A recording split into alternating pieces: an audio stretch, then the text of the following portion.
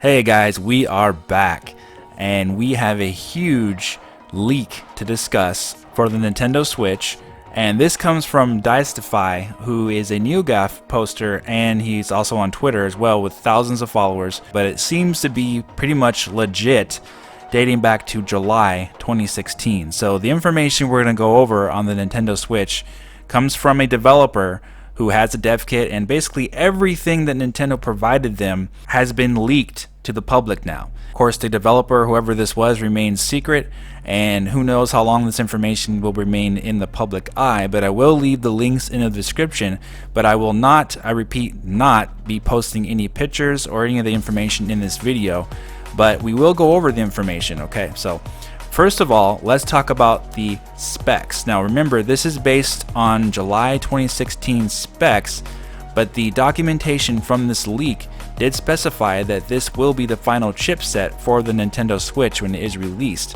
However, of course, as we know, clock speeds can vary, and obviously other features of the system probably will change as time goes on with updates. So the spec sheet has a list of specs, basically has hardware specifications, and then it has what the actual availability of the specs are to the applications that the Switch runs on the right side of it. So basically you have, for example, like PlayStation 4 has a set amount of RAM that it uses. It has 8 gigabytes, but available to games, I think it has 5.5 gigabytes. So similar to that, this is how the Switch listing is for these hardware specs.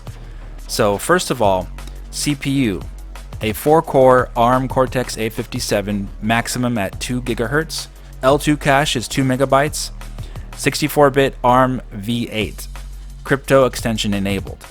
And the functionality for applications for the Nintendo Switch, it says, is 3 cores. So obviously the 4th core most likely is dedicated to the OS. And of course it says the clock count is to be determined. So back in July, the clock speeds were not set just yet. And as we know, Digital Foundry did that article talking about clock speeds, saying that they vary while docked and undocked. But moving on, let's talk about the GPU now.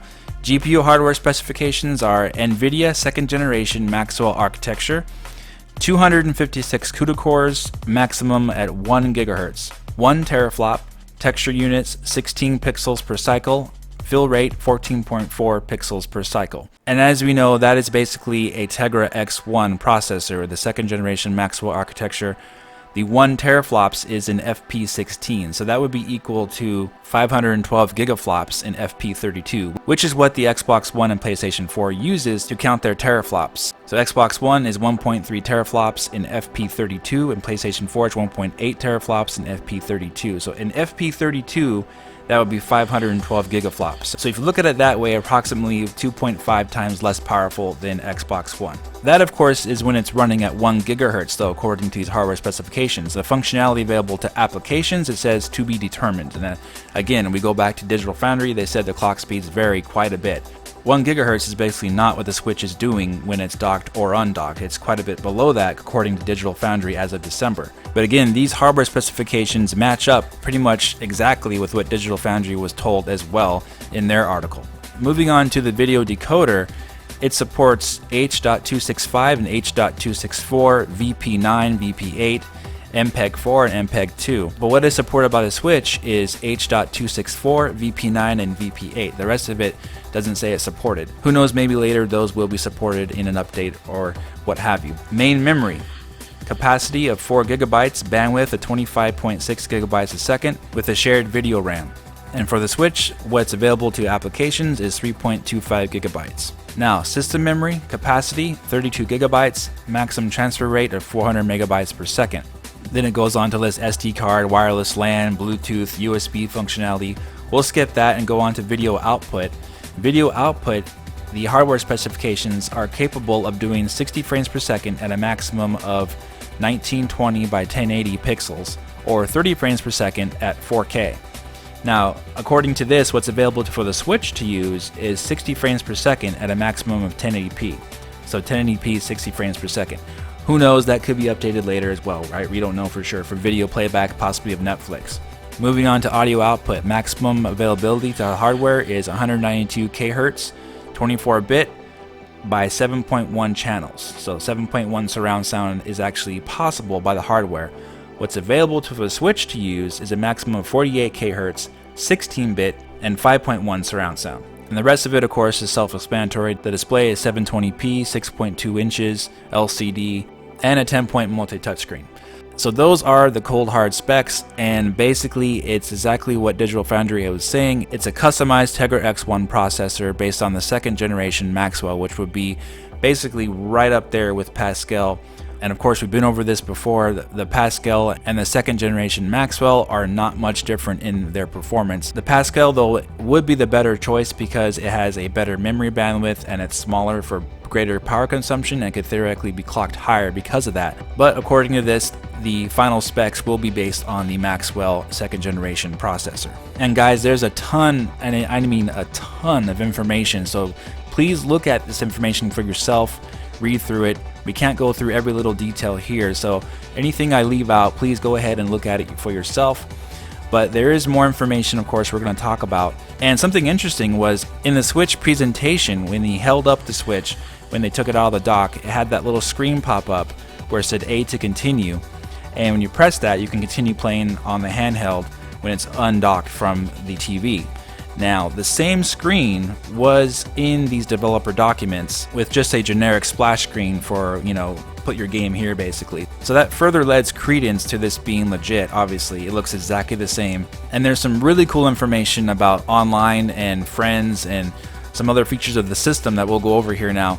HD Rumble's technical name is a linear resonant actuator.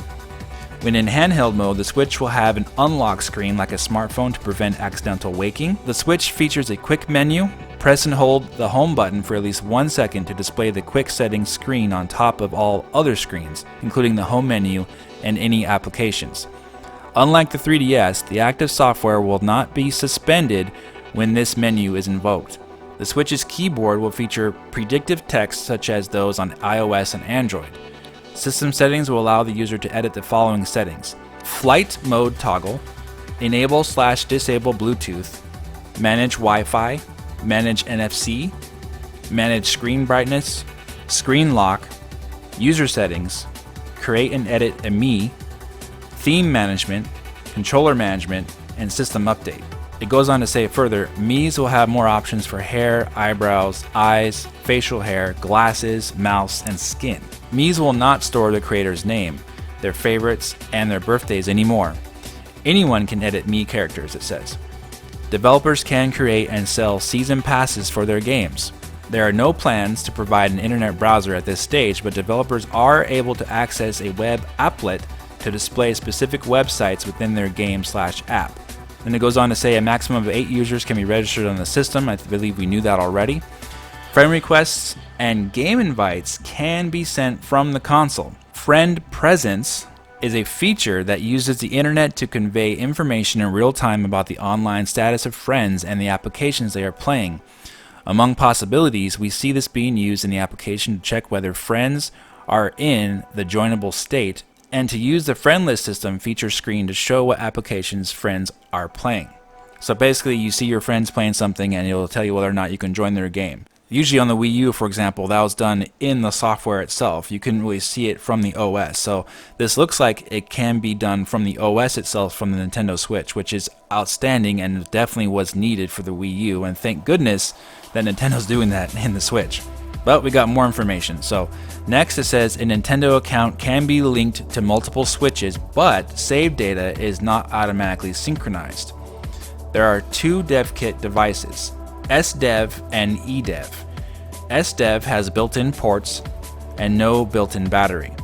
eDev resembles the final product exactly, but it's black in color. And we've seen that black Nintendo Switch as well in various posts on Twitter from different developers who have that dev kit. Switch game cards come in 1GB, 2GB, 4GB, 8GB, 16 and 32GB variations. So we do have that maximum capacity of 32GB for games. Next, it goes on to say Nintendo is expanding its online network and offers a library called Network Extension, NEX, and it features matchmaking. This feature matches players for multiplayer games. It can be used to bring players together based on matching criteria from among unspecified numbers of users, or to create groups among friends only. Groups can be created temporarily for a multiplayer game, or they can be created as lasting entities usable as communities. Next, it talks about ranking. This feature uploads scores so users can get their relative rankings. Rankings can be calculated for only a certain period of time or for only the scores of players registered in a certain group, and the score information can be periodically reset. Next, data store. Now this is important. This is a network storage feature. Any data can be optionally saved to the game's server. This saved data can be tagged, searched, and appended with ratings and the like. So there you go, you got cloud saved data right there for you. Alright, finally, that is awesome. Now, subscriber. This is a messaging feature based on the publish subscribe pattern. It can be used to post messages on certain topics, poll for posts on certain topics, and otherwise share information within the application. Alright guys, so that is it for now. That is a huge amount of leaked information. Again, take a look at it for yourself. This is pretty much legit. And of course, like I said before, it's based on something that was given to developers way back in July of 2016. And everything on here looks 100% legit. When you look at the information yourself, you will see that, yeah, this is basically it. And of course, as we know, as development kits continue to be updated, the clock speeds, the features listed obviously will be added and adjusted as time goes on, but this is basically the gist of the Nintendo Switch. And there's some really cool information in there about the online functionality, about having those cloud saves, about having system-wide game invites to friends, and of course being able to join your friends via the OS, and having the online rankings and matchmaking, all those things together.